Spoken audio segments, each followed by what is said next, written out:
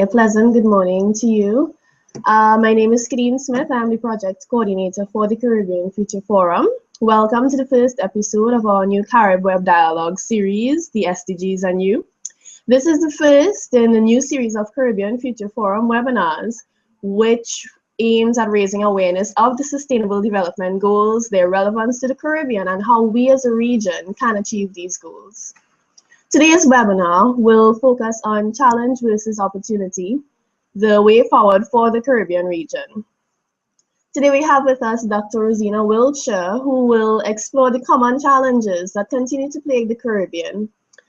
Given that the region comprises mainly of small island developing states, the impact of challenges such as climate change, crime and insecurity, high debt levels, and unemployment, just to name a few, on the region's advancement cannot be underestimated.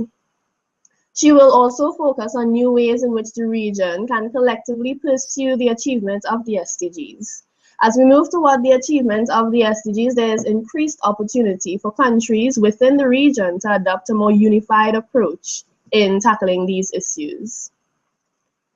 Just to give you a brief background of Dr. Rosina's work, Dr. Rosina Wiltshire has an extensive career in international development, leadership development, and gender equality.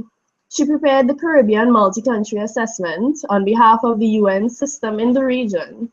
She is the first CARICOM advocate for gender justice and was appointed a distinguished fellow of the Sir Arthur Lewis Institute for Social and Economic Research at the University of the West Indies in 2010. From November 2001, she served as UNDP resident representative and UN resident coordinator in Barbados and the Eastern Caribbean. Dr. Wiltshire has been an advisor on the post-2015 agenda and participated actively in the SID's development dialogue. She also participated in the team drafting the Earth Charter. She was a member of the planning committee for the 1991 World Women's Congress for a Healthy Planet held in Miami. Dr. Wiltshire is skilled in strategic planning. She's an experienced facilitator in transformational leadership development. Dr. Wiltshire served in UNDP headquarters from 1994 until leaving in 2001 to take up reassignment in Barbados.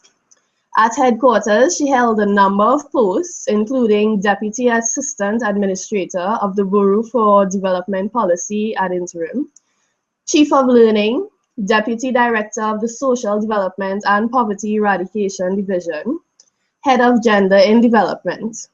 She coordinated UNDP's substantive position for the 4th World Conference on Women, Development and Peace in Beijing and was a member of the official delegation.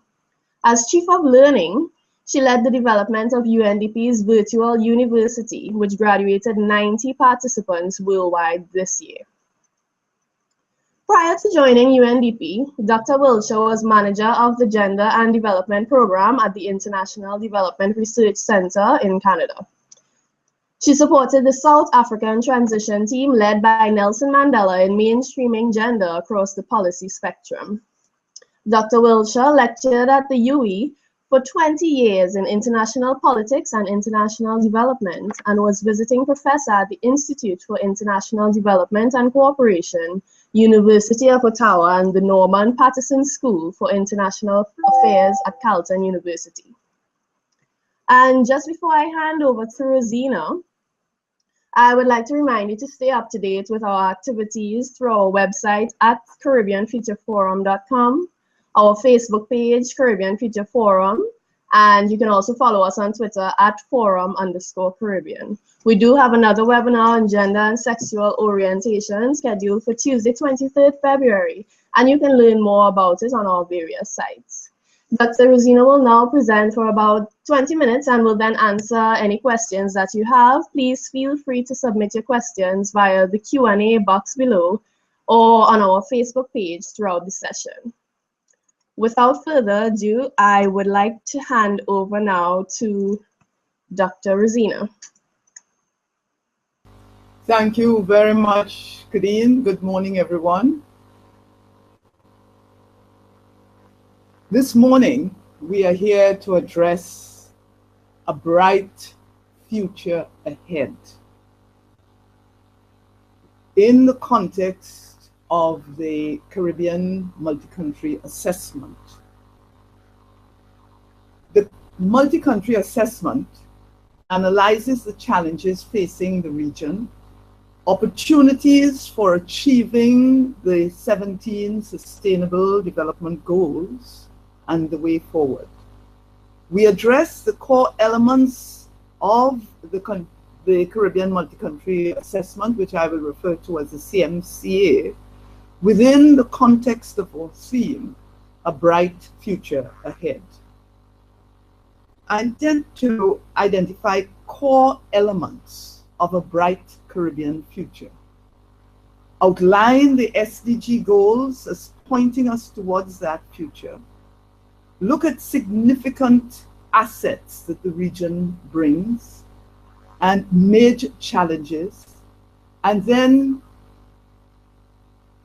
identify, as I see it, the way forward. A bright future ahead. Where are we going and what is ahead? What are some of the keys to getting us to our destination? What future do we envision? I envision a peaceful, prosperous, healthy, resilient people, nations, and region with participatory, transparent, and accountable governance systems at all levels, and a global community working in partnership towards the same goals. The 17 SDGs point us in that direction.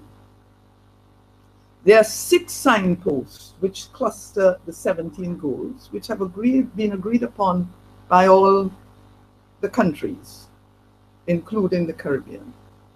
The first is dignity, which encompasses ending poverty and promoting equality. The second is people, ensuring healthy lives, knowledge, and inclusion of women and children. The third is prosperity, strong, inclusive, transformative economies. The fourth cluster is planet, protection of our ecosystem for all society and our children.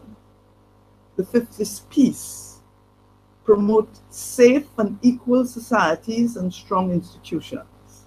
And the sixth is partnerships, catalyze global solidarity for sustainable development.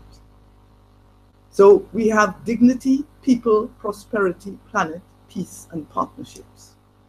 What assets do we have for the journey?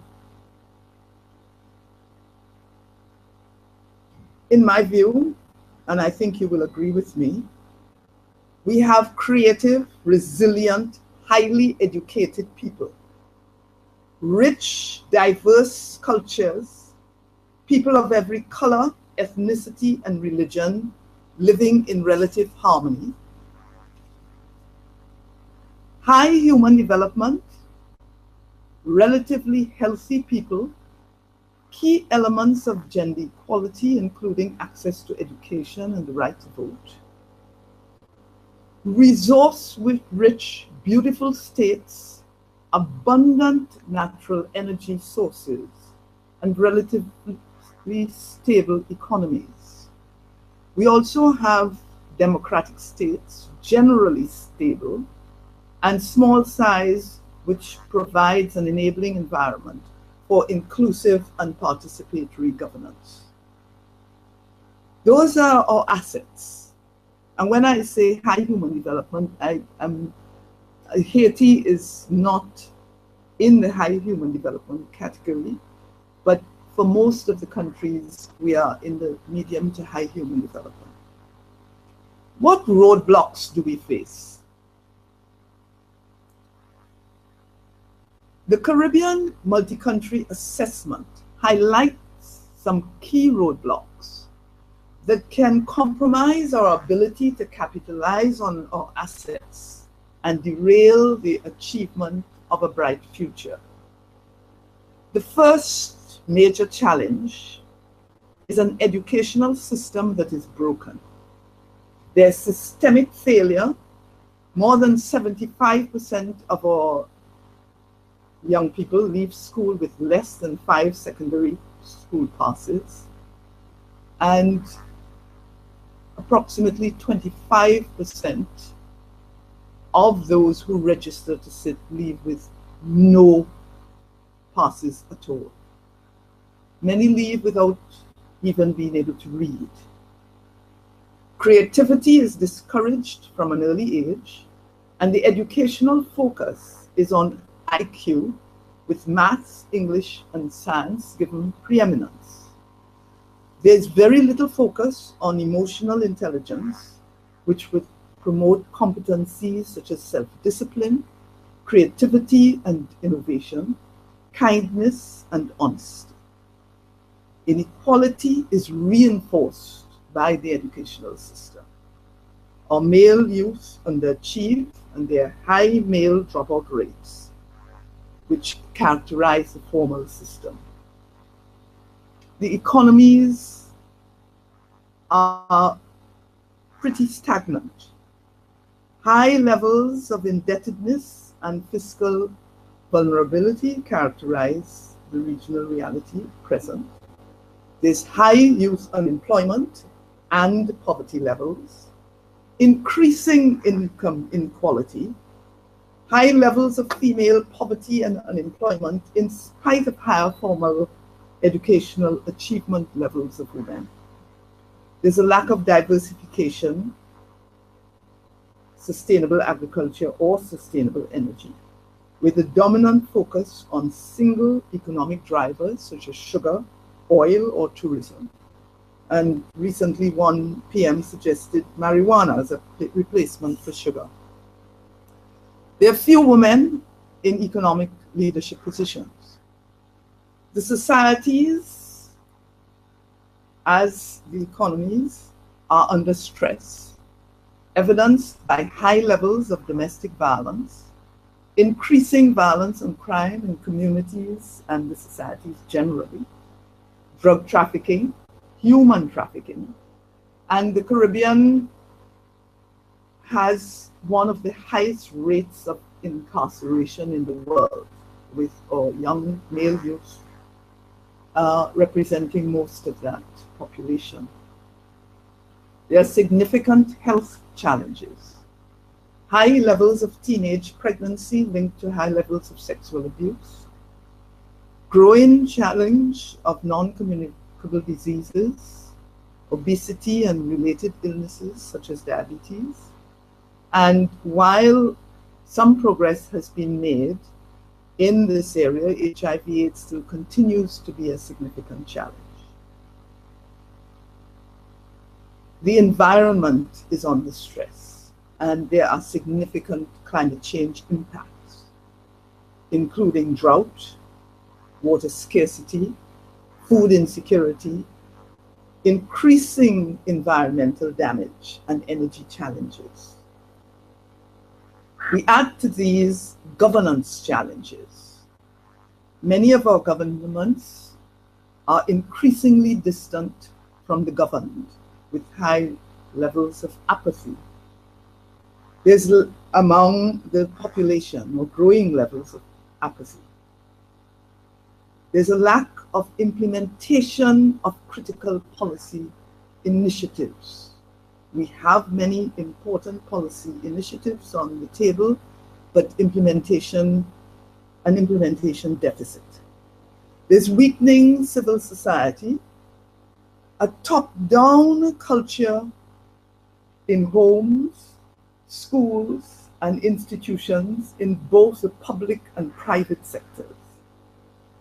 Few women are in political leadership, and it is interesting that in spite of our past and educational levels of women in the region, the Caribbean ranks presently with the Arab states and Pacific states among the lowest levels of women in parliament. There's also poor data, resulting in a weak capacity to accurately assess achievements and gaps on key indicators, including poverty. What are some of the priorities for the way forward? We've talked about the assets, the challenges, so where does that lead us? As indicated, the SDGs offer critical signposts for addressing the challenges that threaten to derail the achievement of a better future. The first, in my view, is the improvement of the quality in quality education, not just a focus on access. And this is what the SDGs call for. Quality education, not just a focus on access. Promoting creativity and emotional intelligence to balance the present focus on IQ from early childhood. Strengthen inclusive governance systems with greater civil society engagement, and increasing the levels of women in political decision-making. Enhancing our data system and strengthening food security, ecosystem management, and building resilience. We also need to focus on strengthening partnerships at the sub-regional, national, regional, and global levels. At the sub-national level, we need strengthened partnerships within communities, including the marginalized. Within government, we need greater coherence and cooperation across government departments. At the moment, there tends to be everybody working in silos. Nationally, across government, we need civil society, private sector, trades unions, and government collaboration. Regionally, regional partnerships require stepping up the role of CARICOM, particularly in policy guidance and data monitoring. And globally, once we are internally and regionally strong, we can then maximize the benefits of global partnerships in the interests of all. The prosperity theme or signposts speak to strong, inclusive economies. A paradigm shift is required in our understanding of wealth. Ethan Rowland draws us back to the lessons of nature in an article in Peak Prosperity, published in May 30th, 2014. He outlines 8 forms of capital drawn from the lessons of permaculture. And these 8 forms of capital are intellectual capital, spiritual capital, social capital, material capital, which relates to the built capital, financial capital, living capital, which relates to the air and water and that we breathe, cultural capital, and experiential capital. So the 8 intellectual, spiritual, social, material, financial, living, cultural, and experiential form an interconnected circle, reinforcing one another. It is interesting that these 8 areas actually encompass the areas of the SDGs and the 6 signposts. What is happening at the moment, however, is that we are gutting our living capital, the planet. We are gutting experiential capital, sidelining large numbers of people from youth to the elderly, as well as undermining social capital in the service of creating financial capital. In spite of lip service to human development and sustainability, financial capital has been elevated above all others, with progress measured by economic growth. At the same time, intellectual, social, spiritual, cultural, and living capital are being neglected with negative consequences for the whole system. The former Greek minister, Varoufakis, likens our present model and trends to an animal that consumes everything around it and eventually self-destructs because there's nothing left to consume. The present global economic crisis, which is having major negative impacts on the region, is signaling that we might be approaching this global disaster. The Sustainable Development Goals and its 6 signposts of dignity, people, prosperity, planet, peace, and partnerships promote a more balanced framework than the one which is now in existence. And this SDG framework is definitely more in keeping with the natural order, which, if embraced, will enable us, in fact, to attain a bright future ahead. Thank you.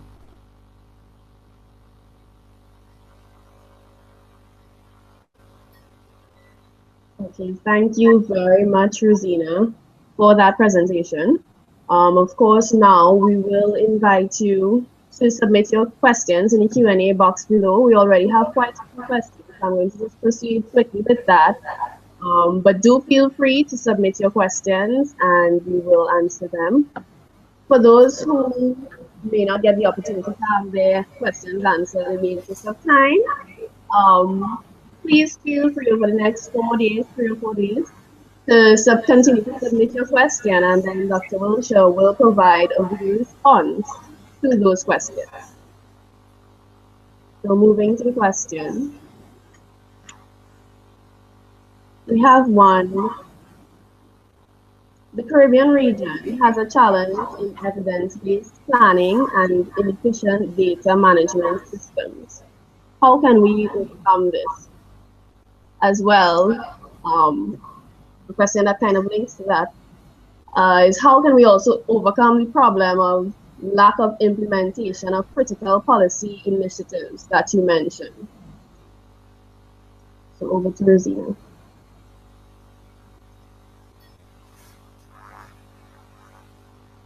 Thank you. Am I? Yeah. You're hearing me? Yes. Oh. Yes. Thank you. Well, once we have the clear vision of where we are going and what we need to get there, which the SDGs point us to, and which is underpinned by a genuine value shift, let's say a paradigm shift, in which we value the intellectual, the social, the experiential, all those elements as much as we value the financial, then as I said, we start with our educational system, which orients our young people to be innovative, creative, and responsible, self-disciplined and responsible. So it's not just coming up with a bright idea, it's following that through monitoring and tracking whether we are getting there. At the moment, we have great financial data, but when you look at our systems of data on poverty, data of environment, there's a lot of, because what you value you measure, and what you measure you focus on. So part of the challenge is really understanding how important data is, being able to assess what are our gaps and what are our strengths, not just in the financial realm, but across the board. And as I said, the partnerships within government agencies, working so that people share information, and we do not really discard our experience. We have had very good people in statistics. Many of our best people migrate because they don't feel that their knowledge and experience is valued. So there's not a simple answer to that challenge of data management and implementation. And I think they go together, because we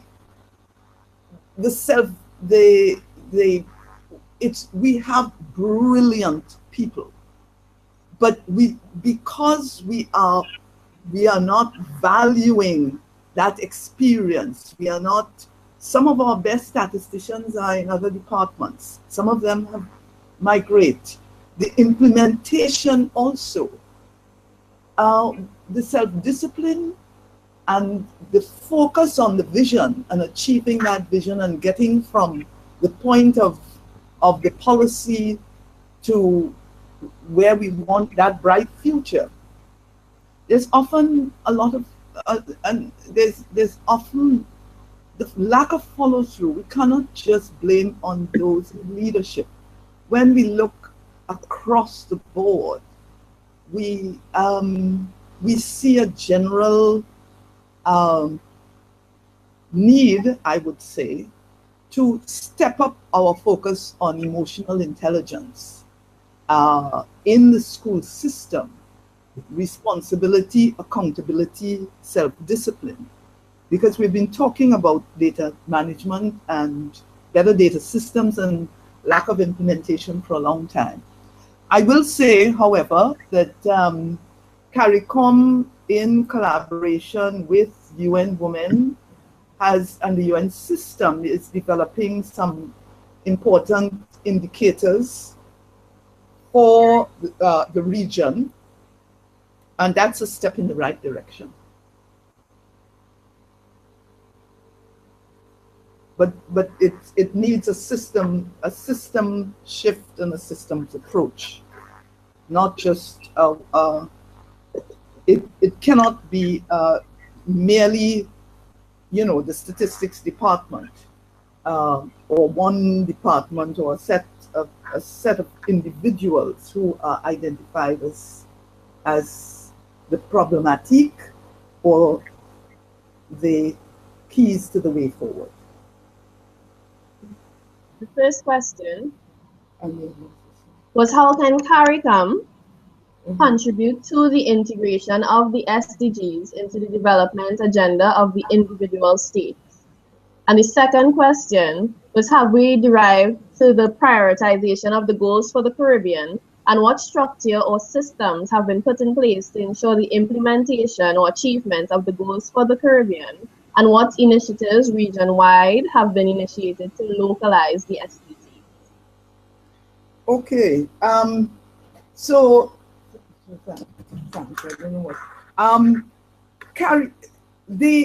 let me start first with the localization and regionalize. The process of coming up with the SDGs has been a long and consultative process for several years. It's in the preparation and dissemination of the Caribbean multi-country assessment. We have also, all of the UN system has had consultations throughout the countries on the findings of the Caribbean multi-country assessment and the priorities for the way forward. So that is at the local and regional level.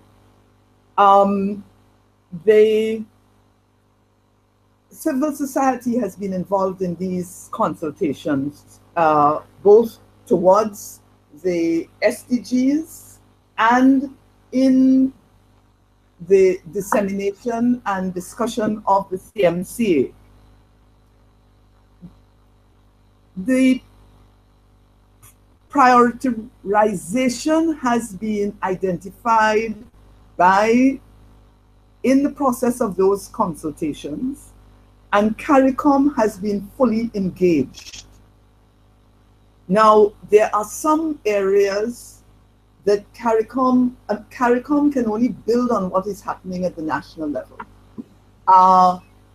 And as I said, the monitoring of the data systems is already, the framework for that is already being developed by CARICOM, but also that has to be drilled down at the national level.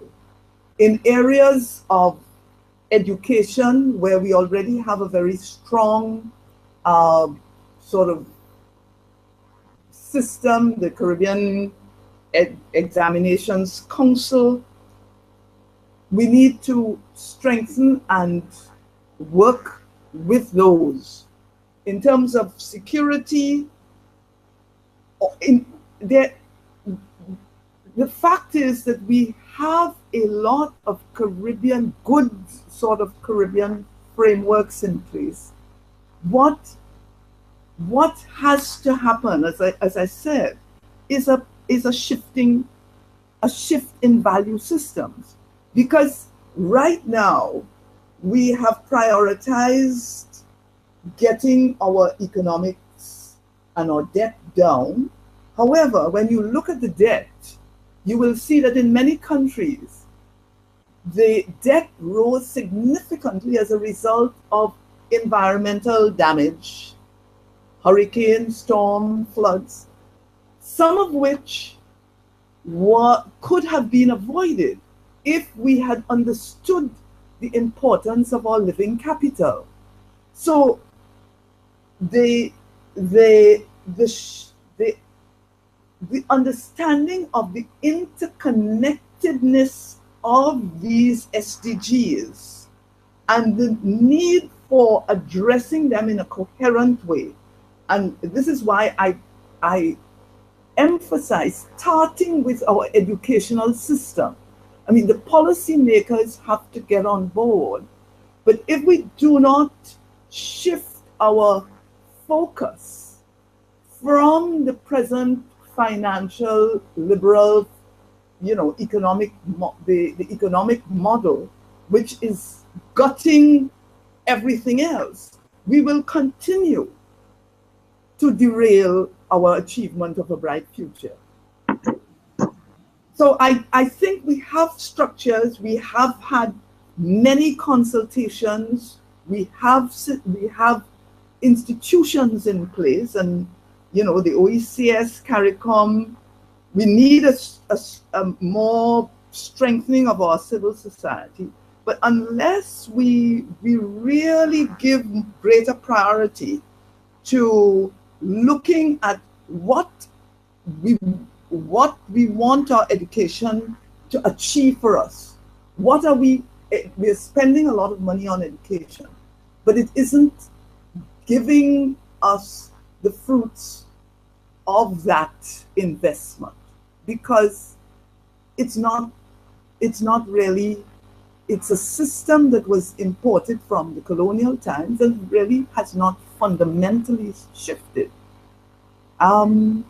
So I really think that we have to begin with the value shift and look at our educational system, and also, of course, putting in place the checks and balances with our governance system. And I think the UN in Barbados has a good model of the partnerships with government, trade unions, and private sector. It can be strengthened, and that there's certain, in Trinidad, the UNDP has supported the government in looking at parliamentary reform and strengthening accountability to communities, civil society, and financial accountability. There are things that are already happening which can serve as good practices and which we can build upon.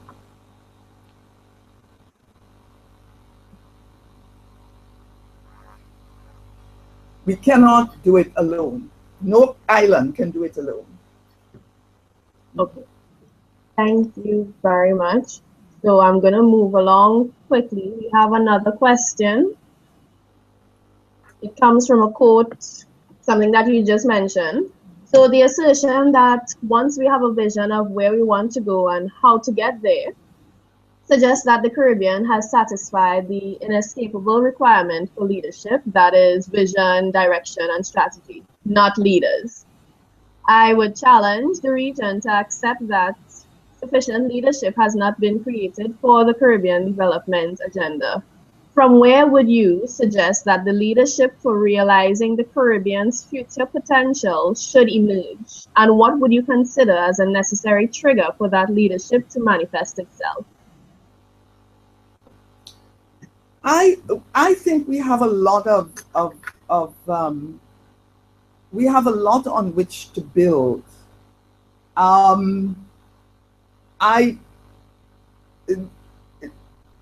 Leadership is, you know, there's a theory, some are born leaders, but good leadership is really something that is inculcated, it can be taught, and it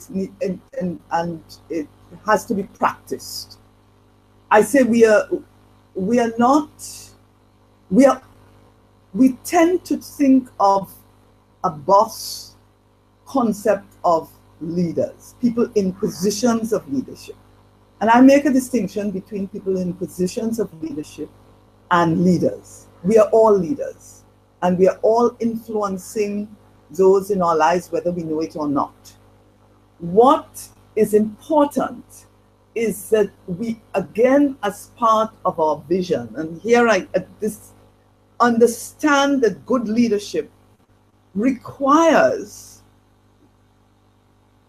the empathy, the capacity to communicate a vision, share it, the self-discipline, the honesty, and these can be taught to adults, but we also have to teach them to children. Because, you know, I think it was Aristotle who said that we are what we repeatedly do. You know, so excellence, good leadership represent a way of life.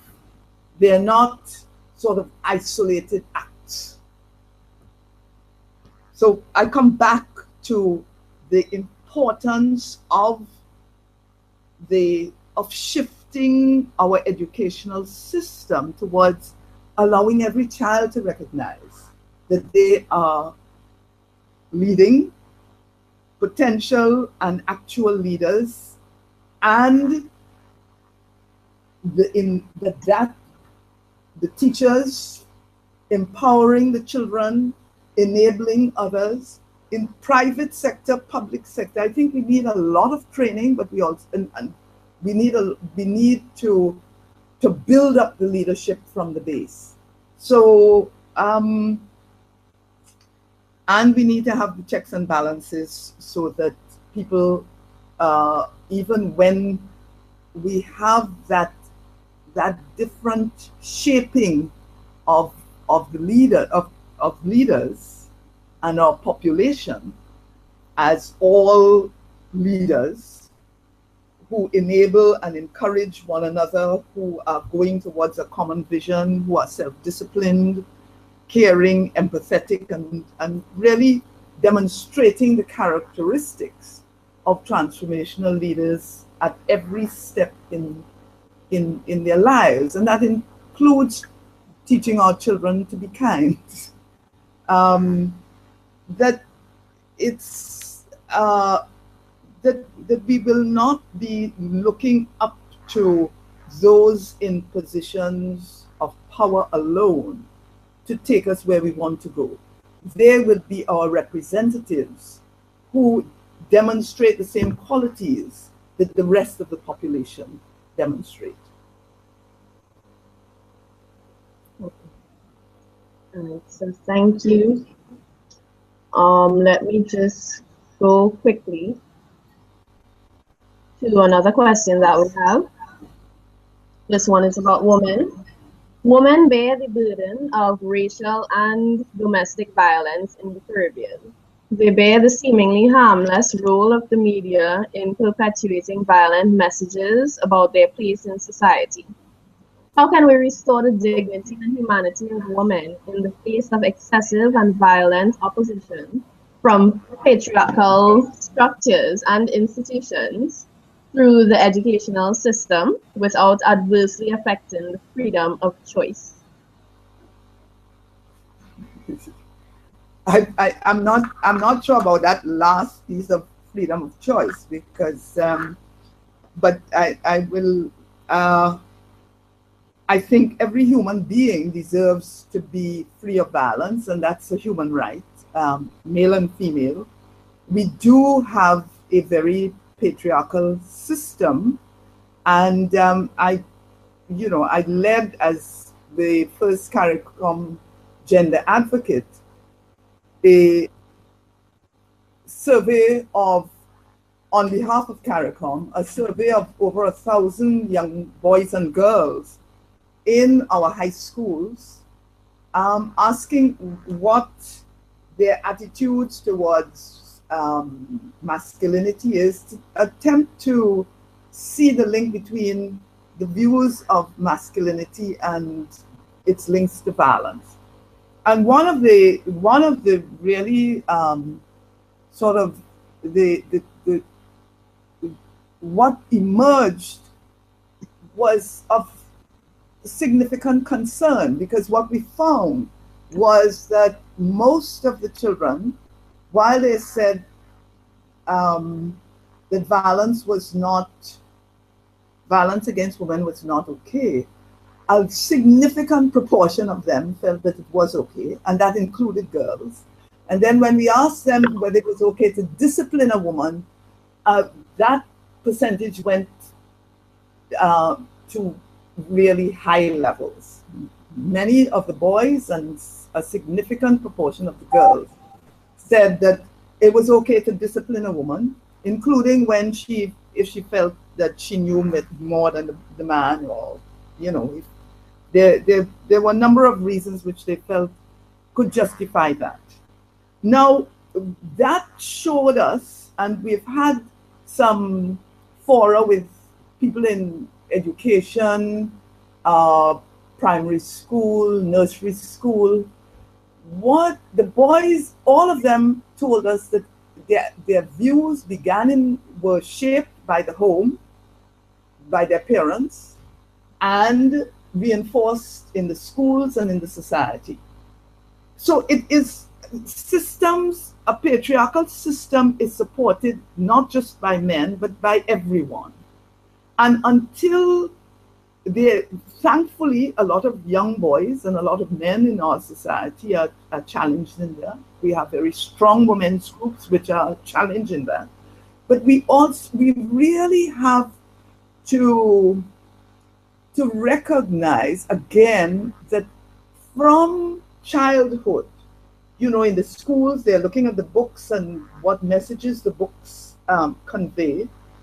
We need to train teachers. So teacher training has to take a very different turn from just the focus on subject matter competence. It is again the emotional incompetence. All human beings are equal, and all human beings are deserving of kindness, caring, empathy, and violence is not an option in a relationship, whether it's a partner relationship or bullying in the school ground. The systems, we have to look at it was interesting to see how many parents. There was one parent, the CDB had a forum recently, and head of a nursery school here was saying that one parent came to, this is a woman, to ask her what she could do because her son, who was 8, she had children, it wasn't just a nursery school, it was a primary school, liked playing with his sisters and liked playing with their toys, including girls, the dolls. And she was absolutely terrified of this. And she had roughed him up because of it. But she was ashamed to talk about it because she was afraid that playing with dolls signified that he might become homosexual. UN Women showed a film of another woman beating her child because he liked to play with dolls. We really have to, again, approach the issue beginning with ourselves and what is happening in our homes, putting the systems in place in the educational system, counseling parents, mothers, fathers, but really it's looking at our societies and the elements that replicate a patriarchal social structure that is supported by both men and women, and the school system, the church system, to continue a pattern of violence and violence against women that is harming our children. Many of the boys, many of the girls, sexual abuse is one of the highest, is extremely high in this region. And the boys go out on the block, the girls go out on the streets, and they become vulnerable to the drug traffickers. We are not making the connections. And once we begin to make the connections towards what is holding us back from that bright future, and what are the elements that need to take place to get us there, I think we will begin to understand that it's not just dealing with drug trafficking and that's part of the issue, dealing with domestic violence and ending impunity. So it's the legislation, it's putting systems, we have a lot of the legislation, but implementing that.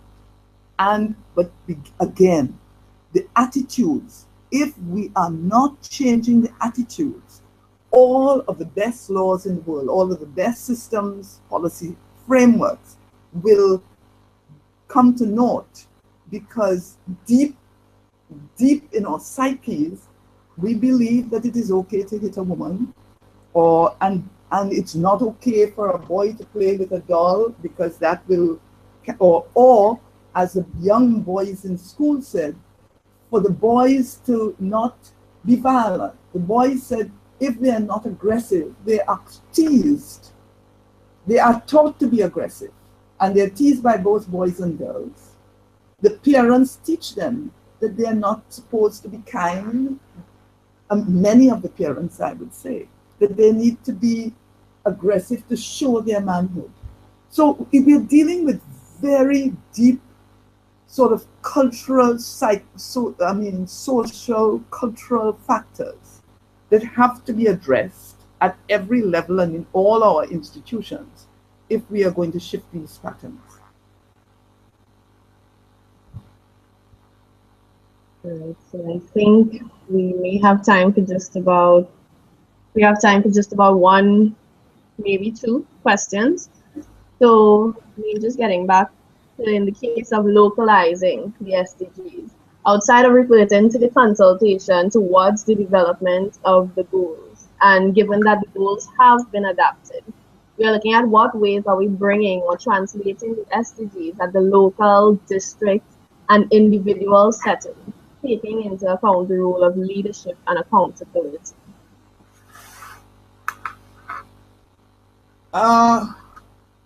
Again, I want to I mean, I would like to hear from our our listeners and our participants what they are doing and what's happening in their communities, because it's there are important things happening. And I know, again, in the example of the example of Trinidad, where they are localizing the UNDP office, localizing the empowerment and education of the community in terms of risk management and addressing the data at the local level. I think there was a pilot in Rima, and building on what has happened in Cuba, because Cuba has done brilliantly in terms of disaster risk reduction, for example, and localizing that, taking it down to the school system. Every community, people know where the elderly and those at risk, pregnant mothers are. So if there's a storm, or if there's a natural event, because natural disasters only become disasters if we haven't, when they don't necessarily have to become disasters. But building on some of the models of localizing and helping and working with the local community, we have found a real sort of empowerment from the base taking place. And this is supported by working with communities and in our communities, revitalizing civil society. And here is where the partnerships can make a difference. Revitalizing civil society, local communities, bringing in the marginalized, and not marginalizing people because of their ethnicity, their sexuality, their gender. I mean, there's so many ways that we find to put people in little boxes and not see them as one of us and connected, their well-being as connected with us. And I think we have to start with ourselves, in our homes, in our communities, churches, and work with the institutions like the UN system, like the international organizations that are here to support us, local and global, to change these patterns around. Thank you. Thank you very much. Unfortunately, we are out of time. But of course, you can continue to submit your questions until Monday at 11 a.m. What we will do is Dr. Wiltshire will provide a video response on Tuesday to the questions, the overflow of questions that we have. I really want to say a heartfelt thank you to Rosina for her presentation, for the answers that she provided, for the work that she's been doing in the Caribbean region. Of course, I want to say thank you to you all viewers for joining us, for joining the discussion, for your continued support. I want to say thank you to our partners and, of course, to the Caribbean Future Forum team. Please do continue to keep up to date with what's happening by liking us on Facebook at Caribbean Future Forum. You can follow us on Twitter at forum_Caribbean. Stay tuned to the website. We will have this webinar recorded and uploaded to the website. We'll also share it with you via email. Next week, Tuesday, we have another webinar on gender and sexual orientation and the challenge to social sustainability that gender discrimination and social exclusion poses.